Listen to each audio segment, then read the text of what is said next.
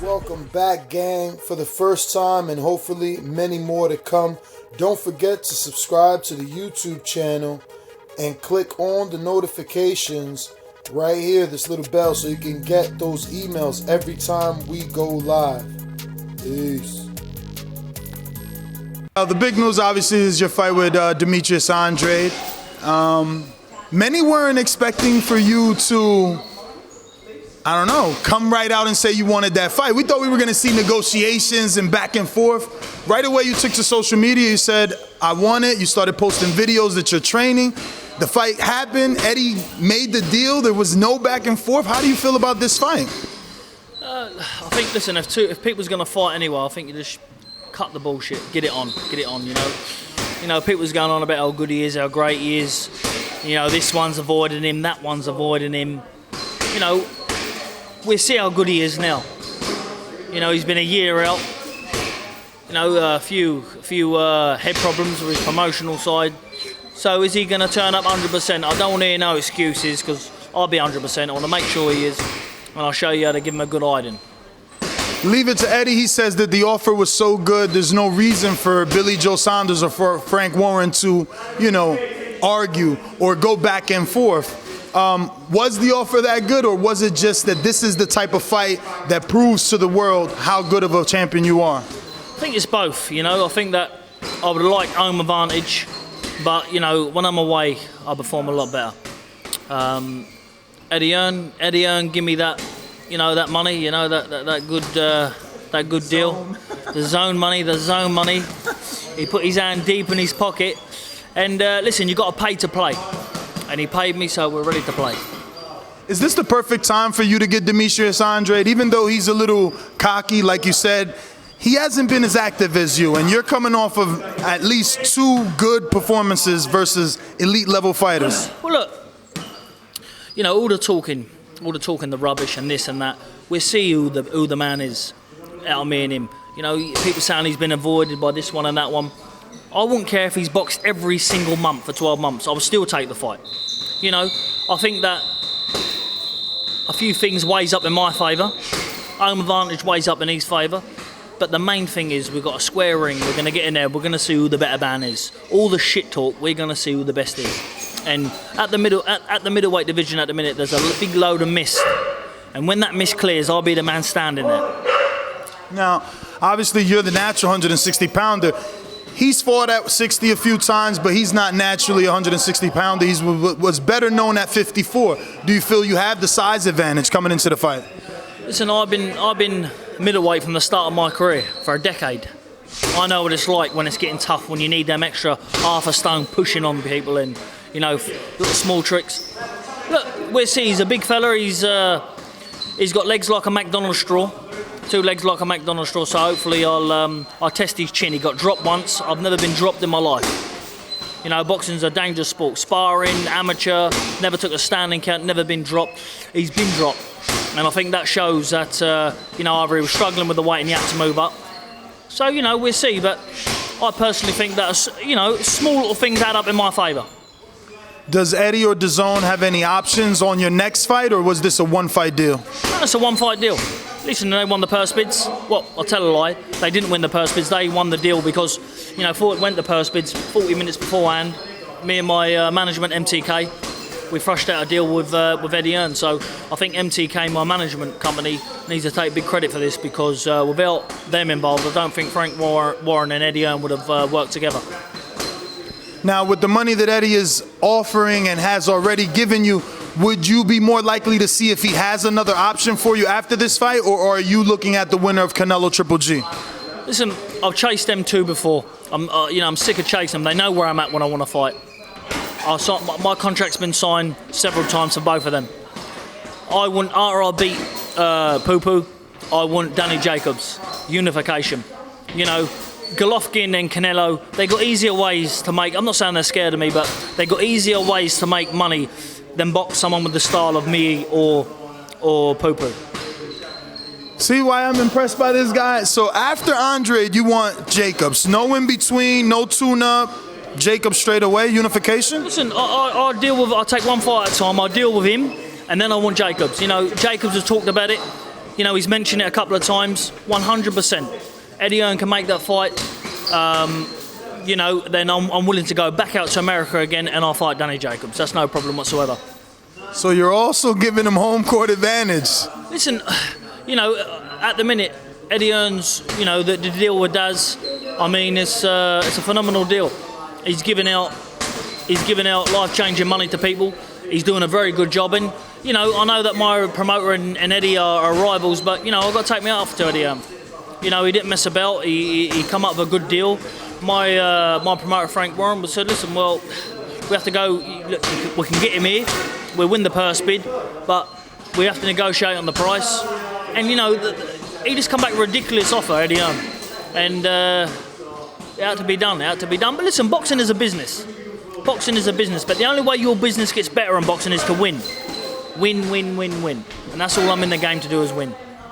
Obviously, you're expecting Jacobs to beat Derevchenko since you won a unification with Jacobs. You don't think that's at all a dangerous fight? No, there's levels. And he's not on Jacobs' level. I think that the best we've ever seen Jacobs and the best we ever will see him against Golovkin. He had one chance to beat Golovkin and he fucked up. I had him losing it by 1 round. It was a good fight, but he should have beat Golovkin at this stage of his career. You know, 34, 36-year-old, whatever he is. A lot of hard fights. When you got a man, when you got that in your sight, you know, I reckon the knockdown cost him the fight. But with me, as a chin of granite, chin of steel. No knockdowns for me. Speaking of Jacobs, Golovkin, and Derevchenko, obviously public perception is Golovkin vacated his title not to fight Derevchenko. Is he not that dangerous, and was it strictly a business move, or was there a legitimate, I guess, fear of losing for Gennady and then, you know, ruining the party with Canelo? I personally think that demand come from Canelo Alvarez's camp. I think they said, right, no problem, Golovkin, we'll give you more money. We'll give you that bit more money, but you have to vacate that IBF because of the 10-pound limit. And I don't think that, you know, mentally Canelo wanted that, and he said once he weighs in, he's got to weigh in again. I think he just wants to weigh in, and that was it. So I personally think that from the Canelo Alvarez camp, made him drop that for part of the deal. That's my opinion of it. How would you have handled that situation? Obviously, we know legendary Bernard Hopkins is infamous for saying, I'll never give up my belt. I won't vacate, and I won't just hand it to someone. If you were in that predicament, would you have vacated to stick around for the bigger fight with Canelo? If I were Golovkin, you're asking. I think that, listen, it's business. This game is business. And there's enough belts on the line anyway. To be honest with you, if Golovkin vacated every belt, this fight would still be just as big. So, you know, I think if that was a demand to, listen, you've got to vacate that belt and we'll give you an extra 10 million, then, you know, I don't see the problem. You know, there's plenty of fighters that I know, Danny Jacobs even, when he boxed Golovkin, he didn't make the 10-pound limit. Because, fighters don't want that stress. They've made weight. You know, once they've made weight, they want to get on and concentrate on the fight. Not make weight, then sit in your hotel room, limit yourself. And that's the thing. What people will be shocked with me. You know, I might not be 6'2", 6'3" middleweight, but I'm very, very broad. I will get in a middleweight fight at 185 pounds, 184 pounds. I put a lot of weight on, and it's not fat. It's legit. I am a natural 13.5 stone man, getting down to 11 stone 6. So I'm a big middleweight, and people don't realise how big I am until I'm actually in the ring with them. You know, I won't be bullied. You know, and I can most definitely outbox any middleweight on the planet. Obviously, you still have some detractors, people that don't believe you. I guess it's Akakov or the guy that looked like Wolverine. From that performance, you kind of lost some people. Then you had 2 great performances with Lemieux and your last performance. How do we know that Billy Joe Saunders won't revert to that Billy Joe that was saying, well, I can't get up for this guy? Obviously, Demetrius Andrade is someone you can get up for, but mentally, how do we know you won't fall back in that rut? Because I don't think that was a mental issue with me. That was more of a complacency.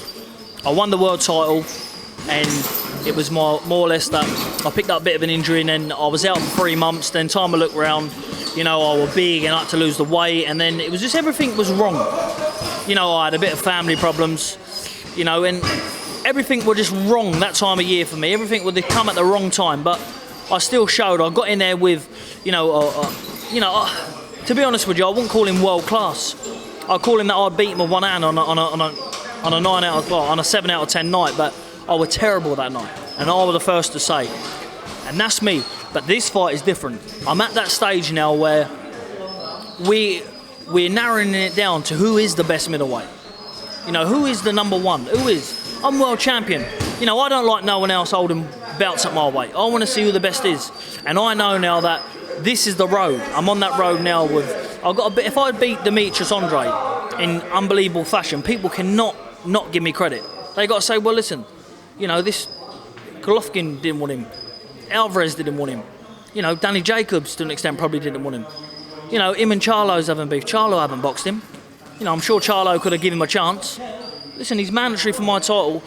He were asking me, am I going to vacate? Texting me on Twitter, Demetrius Andrade. Am I going to vacate? I'll vacate for nobody at all. Any good man comes and beats me for my title, fair and square, I'll shake their hand to beat me. But he's never good enough to beat me.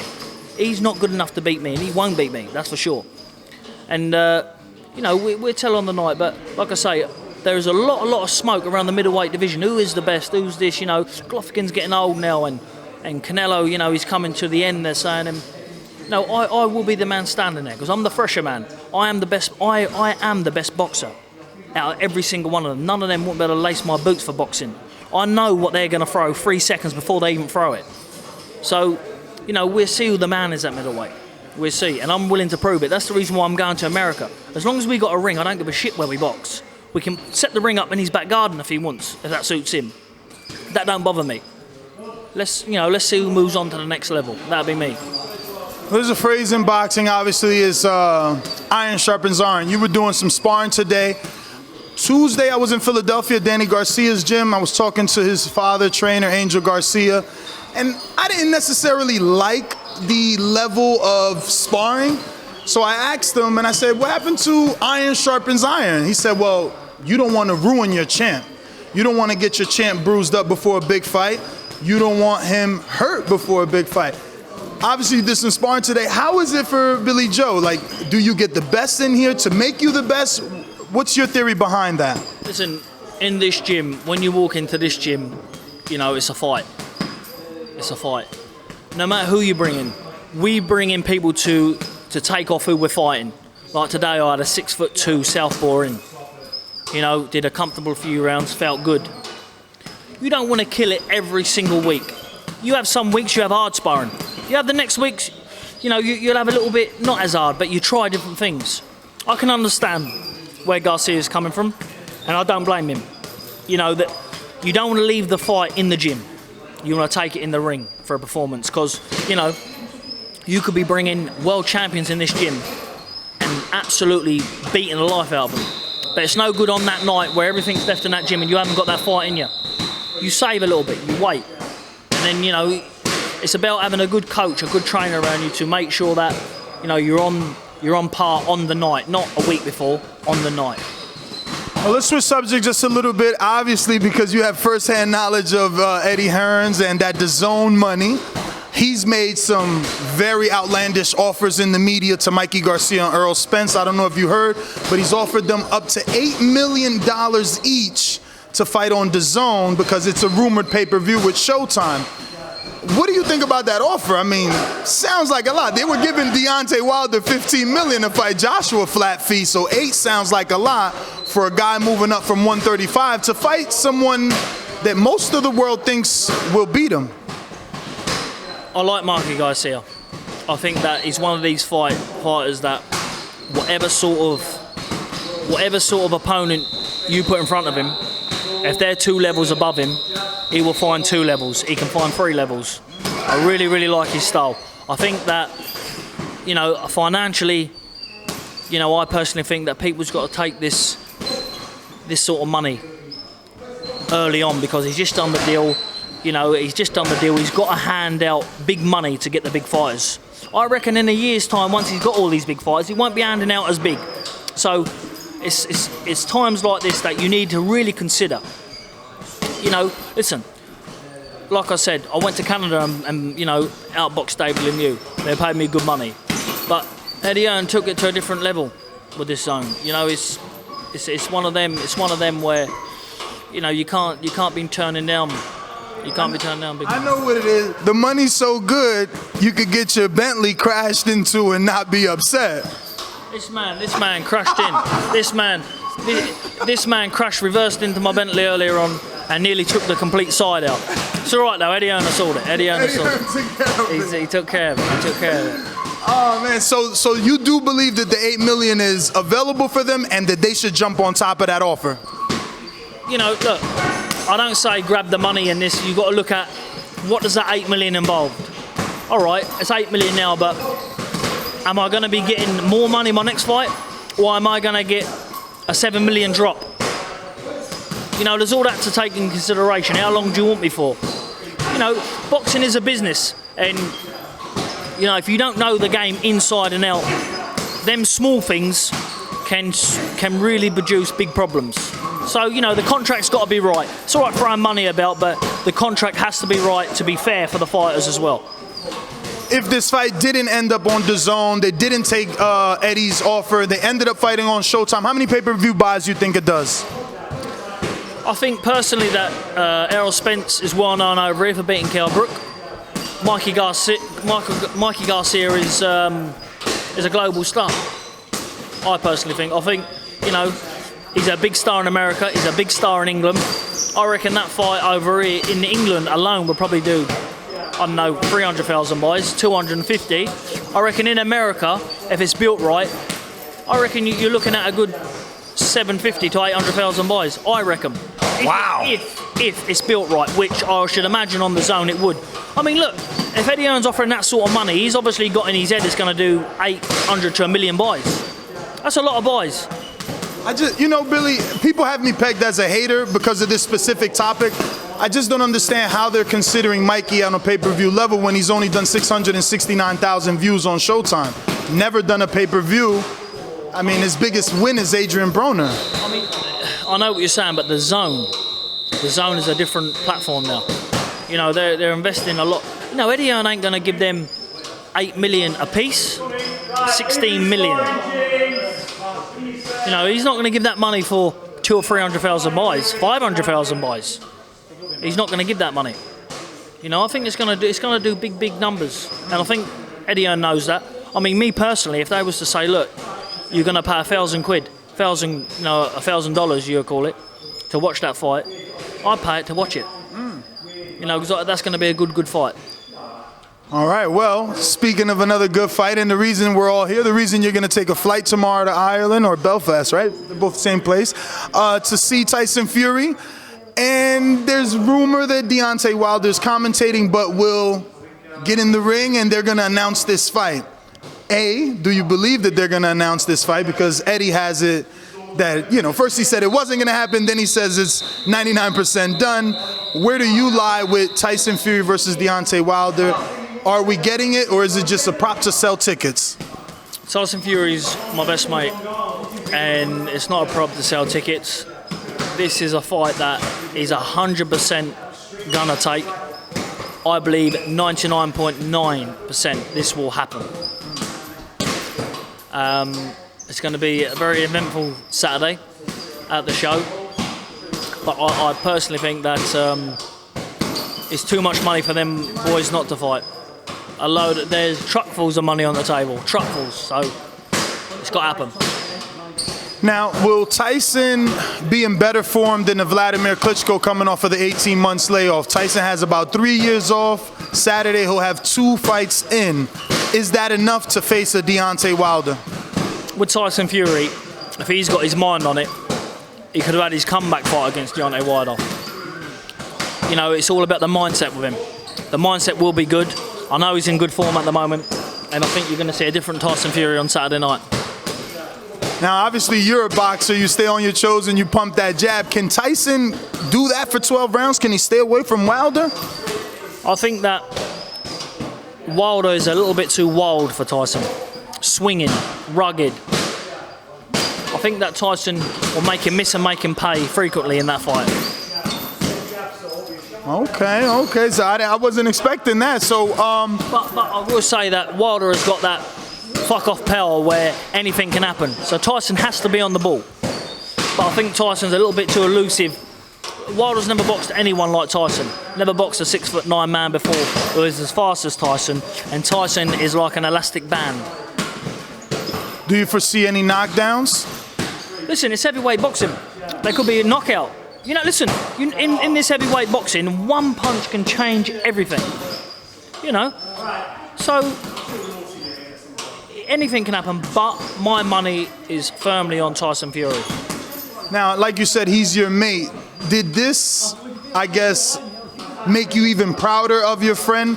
Because obviously the fight with Anthony Joshua is out there for him. He just needed maybe another tune-up or so to negotiate with Eddie and have a bigger domestic fight. The Wilder fight is obviously more dangerous, in my opinion. What about yours? I think that they both bring their worries for Tyson. I mean, Wilder has got that one punch where it's unpredictable where it's coming from. Anthony Joshua's got power in both hands. But there's one thing you never beat in boxing, and that's a good boxing brain. And Tyson Fury's got that over the complete full of the heavyweight division. He has got that brain where he can beat you on a jab if he wants. He's got that sixth sense where you know what's happening, you know what's coming. He can read a fight like a book. And I think that this is a sort of for Tyson Fury, I'll show you. All right, Joshua, you didn't want it? All right, I'll show you how to deal with Wilder. But once I deal with Wilder, then I'm coming for you. Because, it's millions and millions and millions of pounds on the table. I mean, Eddie Hearn had the chance to probably sit down with Tyson and thrash out a deal for Joshua, but you didn't hear him calling Tyson's phone because he don't want Joshua beaten yet.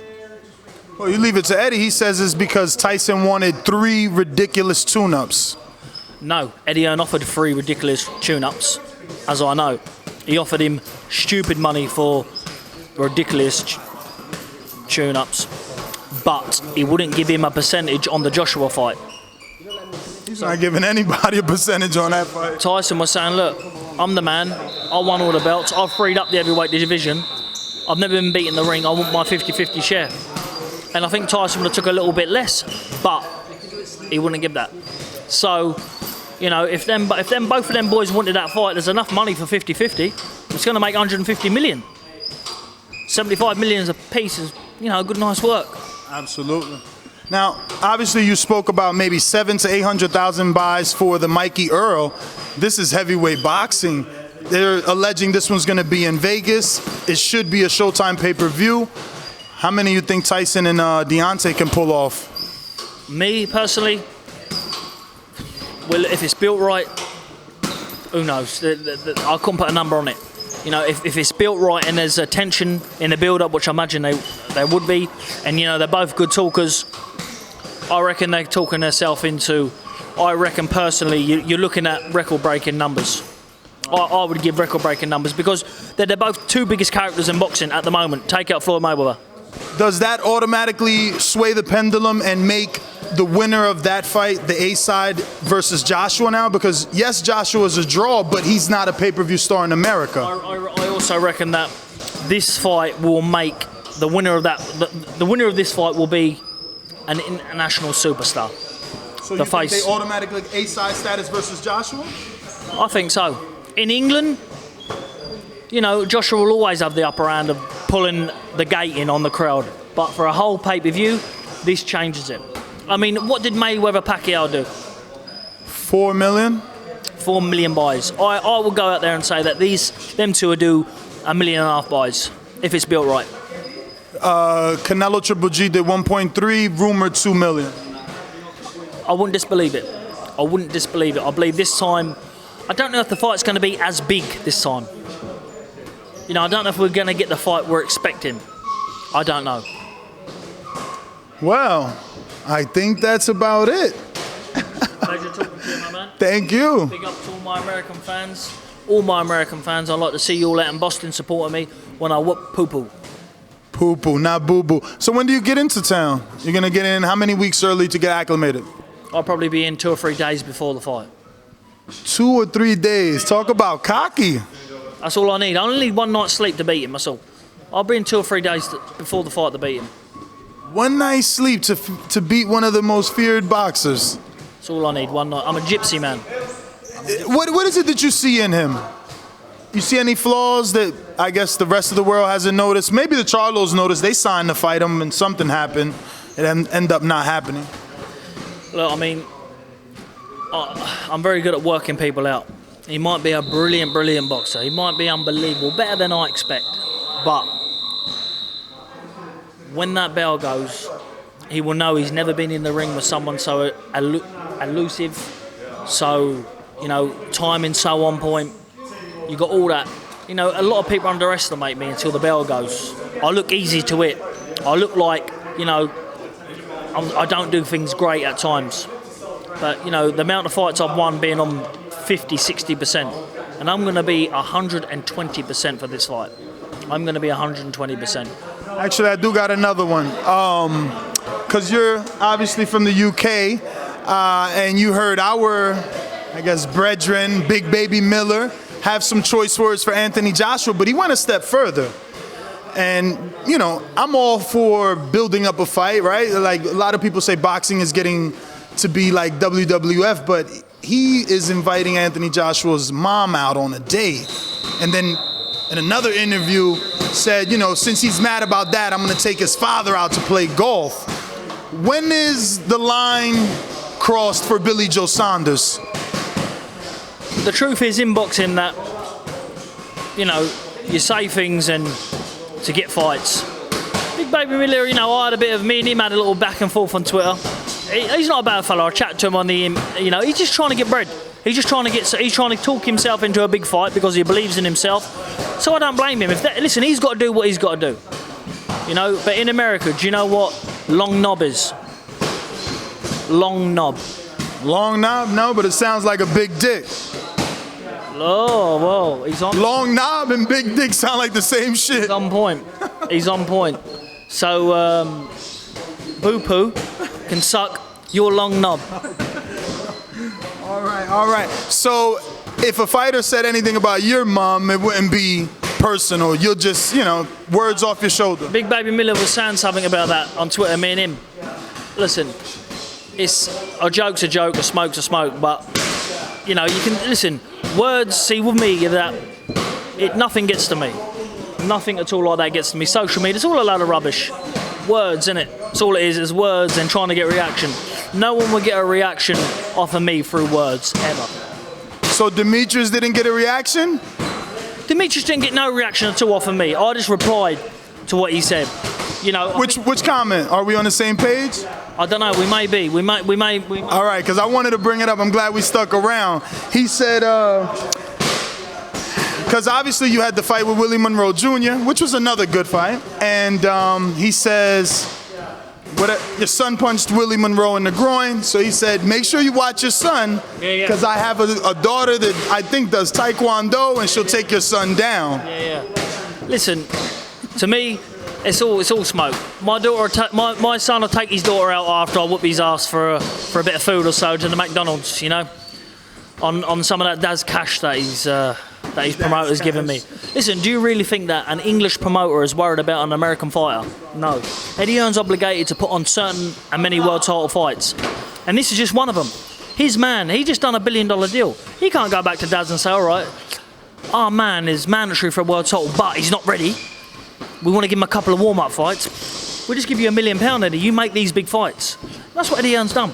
Eddie Hearn knows I'm going to win. I spoke to Eddie Hearn about this fight. He knows. What you don't realise is that people in England's a lot closer than, you know, an American and an Englishman. In America, the same. But Eddie Hearn, I know deep down, Eddie Hearn would love me. I'm not saying for his channel. As a supporter, Eddie Hearn would love me to win, and he will. As a UK man, you mean? As a UK. Listen, he doesn't care about an American. He don't care whether I beat Demetrius Andrade in 1 round or 12. He's still getting paid. That's all what matters for Eddie Hearn. I mean, and if you win, obviously there's business to be done with Jacobs. Listen, when I win, Jacobs is next. Seems like you guys talked about that already. We haven't talked about that. That's never been mentioned. But, you know, Golovkin is too old to fight me. Golovkin hasn't got the movement to beat me. He hasn't got the stamina anymore. He hasn't got the engine to beat me, that's for sure. Can you fill us in? Because you had like 2 failed negotiations and I think a $4 million rumored purse, right? Or am I wrong on that? More than that. So what happened? That sounds like a lot of money to turn down. I turned down nothing. My signature was signed to box Golovkin twice. My signature were on. It's the media what they want, but I got the contracts that I've signed for negotiations with Canelo the second time, which I knew they'd do anyway. But the first time, I signed to fight him in Kazakhstan, and I were going. I signed everything. I was ready to rock and roll. But listen, they're gonna say what suits them, but I know really what's true. I'm open to fight him anytime. As soon as I deal with Demetrius, put him to me and I'll fight him. No problem. I'll fight him in or Canelo, either one of them. Well, all right, Billy. Thank you so much.